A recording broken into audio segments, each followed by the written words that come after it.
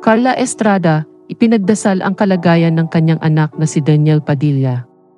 Nagbigay ng saloobin ang celebrity mom na si Carla Estrada sa kasalukuyang kalagayan ng kanyang anak na si Daniel Padilla na patuloy na naharap sa pambabatikos matapos ang breakup nila ni Kathryn Bernardo. Sa isang panayam kay Bernadette Sembrano, sinabi ni Carla Estrada na naging topic si Daniel Padilla sa buong mundo. Napuno itong pambabatikos at naniniwala siyang nakaapekto din sa kanyang anak ang kamakailang mga issue na kinaharap nito. Gayunpaman, sinabi ni Carla yung anak ko, pinag-usapan naman ng buong daigdig yan And I always pray that he will be okay.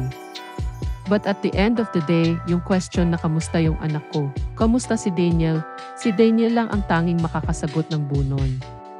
Inalala rin ni Carla Estrada ang mga nagawa niyang mga kamalian noon at kung ano ang kanyang mga natutunan mula rito na siyang itinuturo rin umano niya sa kanyang mga anak.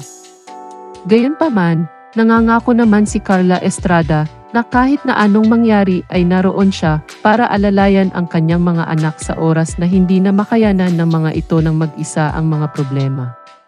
Kailangan mong magkamali para may matutunan ka at maging maayos ka o maging mabuti kang tao after that.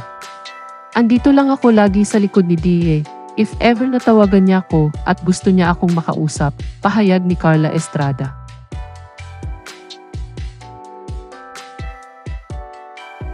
Hindi naman lingid sa kaalaman ng lahat na si Daniel Padilla ang nakatanggap ng matinding pambabatikos mula sa mga netizens nang maghiwalay sila ng kanyang dating nobya na si Kathryn Bernardo matapos magsilabasan ang mga issue at baho ng aktor na matagal nang nakatago.